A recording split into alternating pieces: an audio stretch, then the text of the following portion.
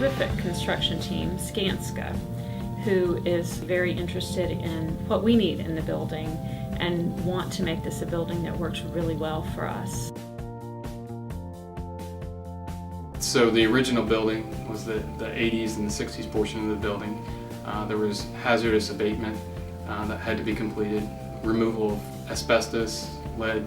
After that was completed, then we had to demolish the entire building. And then the north end of the site had to dig it out for the basement. And then after that, we dug out the foundations and put concrete in. After that was complete, we poured the basement walls, waterproofed them, and then started the structural steel. We also completed some site utilities, including the storm system and the sewer system.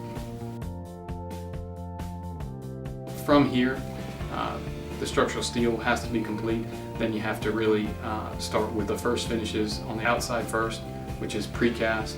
Once the precast is complete, it allows you to start the stonework, the typical bluestone that you see on campus. And then we have metal panels to match the Student Success Center, and then EFIS, which is going to match the performing arts, and then obviously windows.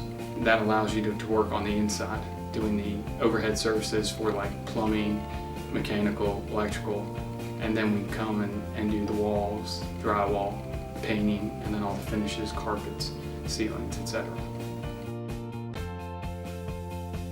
The total project duration is 28 months. We will be complete on June 30th, and there'll be then about 2 months of move-in, so it'll be ready for the fall of 2016.